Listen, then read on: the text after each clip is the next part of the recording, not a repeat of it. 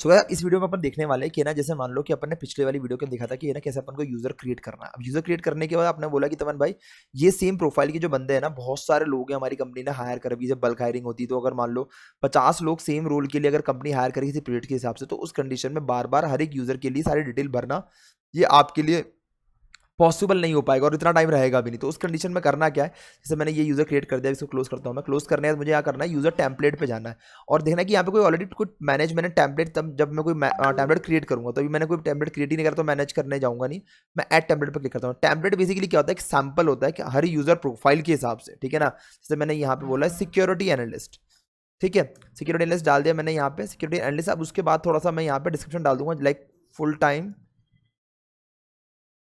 Security analyst, ठीक है, ये मैंने डाल दिया। अब ये डालने के बाद मैंने क्या कर रहा है कि make this template available to other admin, मतलब कि एक तो मैं एडमिन हूँ, उसके अलावा अगर कोई दूसरा भी एडमिन है, जैसे होता है मोर देन वन एडमिन है, जैसा अभी दिखाया था मैंने आपको, तो उन सब के लिए भी प्रोफाइल अगर अवेलेबल रहती है तो उसके लिए भी मैं इसको डाल सकता हूँ यहाँ पे। तो मैंने टिक मार्क कर दिया कि हाँ भाई सबके लिए अवेलेबल रहे, कोई दिक्कत वाली बात नहीं है।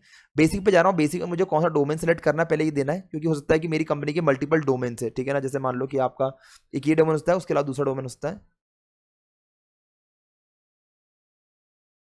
अभी अगर आप देखेंगे तो यहाँ पे ना काफ़ी सारे ना मल्टीपल डोमेन हो सकते हैं, मतलब कि अभी आपने बोला कि तपन सर कि जैसे एक ही कंपनी, जैसे एबीसी कंपनी, एबीसी के कंपनी के 3-4 ना अलग अलग ना यूनिट ग्रुप है, तो अगर आप चाहते हैं कि ना वो सारे सारे एक ही डोमेन से बिलोंग कर, जैसे मान लो एबीसी कंपनी के अंदर आए हैं वो और एबीसी के अंदर ही 50 प्रोफाइल क्रिएट हो रहे हैं, तो आप यहाँ पे सेलेक्ट कर लो। अगर आपको लगता है कि नहीं दूसरे डोमेन के लिए चाहिए तो आप यहाँ पे सेलेक्ट भी कर सकते हो। अभी मैंने एक ही डोमेन डाल रखा है तो इसलिए यहाँ पे एक ही आ रहा है, ठीक है ना। उसके बाद उसके पासवर्ड आपको ऑटो जनरेट करने हैं कि यार let me create a password, मतलब कि अगर आप चाहते हो कि उन सबके पासवर्ड आप खुद बनाओ और आप चाहते हो कि नहीं नहीं ऑटोमेटिक बनाकर आ जाए, क्या मतलब आ रहा है खुद बनाने का, तो उस कंडीशन में यहाँ पे सिलेक्ट कर लें ऑटो जनरेट को। मैं प्रेफर करता हूँ ऑटो जनरेटेड का, भाई ऑटो जनरेट करके दे दो, यूजर बाद में क्लिक करके लॉगिन करेगा, पहले लॉगिन पे वो उसको चेंज करने दे देगा। यहाँ से जैसे आप ऑप्शन टिक मार्क करोगे तो ये उनके लिए होता है, जैसे मान लो जब अपन चाहते हैं कि यूजर है ना खुद के अपने कस्टमाइज पासवर्ड रखे तो कोई दिक्कत नहीं, आप नीचे वाला टिक मार्क कर सकते हैं। पर आप चाहते हो कि नहीं यूजर पासवर्ड चेंज ना करें, तो उस कंडीशन में इसको हटा देना और जो पासवर्ड ये देगा उसी के थ्रू यूजर लॉगिन कर पाएगा, अपना पासवर्ड चेंज नहीं कर पाएगा, ठीक है ना। तो अभी मैंने यहाँ पे कर दिया कि नहीं भाई वो यूजर जो है ना पहली बार में लॉगिन पे चेंज कर ले।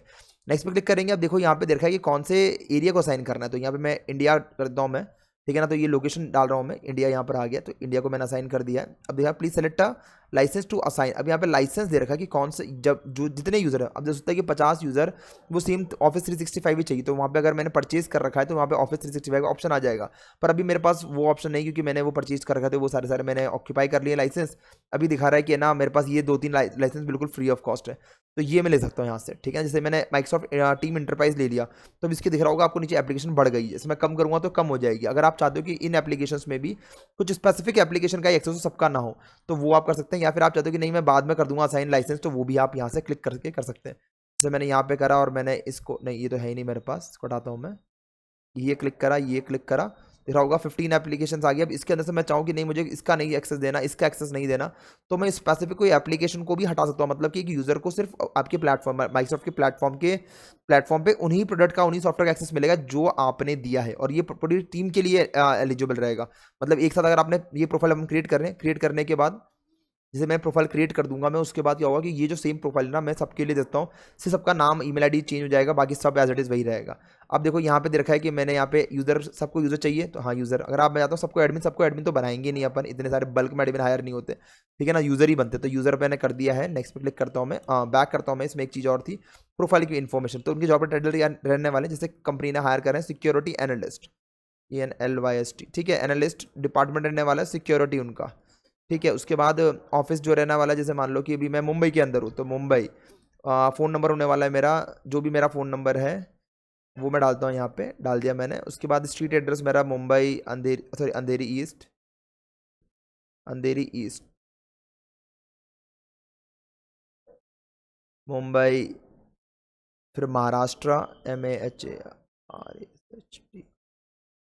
उसके बाद फिर मेरा जिप कोड जो भी होगा मेरा, जैसे मैं डालता हूँ कुछ भी, और फिर मेरा इंडिया, तो मैंने यहाँ पर आ गया है, ठीक है। अब यहाँ जाने के बाद मुझे नेक्स्ट पे क्लिक कर देना। अब जिसे मैं इसको ऐड करूँगा तो सिक्योरिटी एनालिस्ट का ऑटोमेटिकली टेम्पलेट बन जाएगा, तो नेक्स्ट टाइम जब मैं यूज़र क्रिएट करने जाऊँगा तो मुझे ये सब इन्फॉर्मेशन डालने की जरूरत नहीं, मुझे सिर्फ यूज़र की डिटेल डालनी है और बस आगे बढ़ जाना और अकाउंट क्रिएट हो जाएगा। सो अकाउंट क्रिएशन की प्रोसेस को बिल्कुल सिंपल कर देता है हमारा जो टेम्पलेट वाला पार्ट है। अब इसको मैं फिनिश करता हूँ यहाँ पे, एक बार चेक कर लेते हैं कि मेरा जो ये है यूज़र है वो क्रिएट हुआ या नहीं हुआ। येस बिल्कुल, अगर आप चाहें तो और भी, अगर आप चाहते हैं इसी टेम्पलेट के अंदर अदर यूज़र ऐड करना तो यहाँ पे कर सकते हैं। अगर आप चाहते हैं एक नया टेम्पलेट क्रिएट करना, ऑप्शन दे रखा है, या फिर मैनेज यूज़र टेम्पलेट, तो मैंने यहाँ पे मैनेज यूज़र टेम्पलेट करा तो आप देख सकते हैं यहाँ पे मेरे को टेम्पलेट जो है नज़र आ जाएंगे। थोड़ा टाइम लगेगा, अभी लोड हो रहा है ये, ठीक है ना। लोड होने के बाद दिख रहा होगा यहाँ सिक्योरिटी एनालिस्ट का आ गया है, तो सिक्योरिटी एनालिस्ट का आ गया है, तो ये पूरा आ गया मेरे पास टेम्पलेट। अब इस टेम्पलेट का यूज़ करते हुए कैसे आपको यूज़र क्रिएट करना है ये बताऊंगा मैं आपको नेक्स्ट वीडियो के अंदर। इस वीडियो के लिए इतना ही। Thank you, have a nice day, bye bye.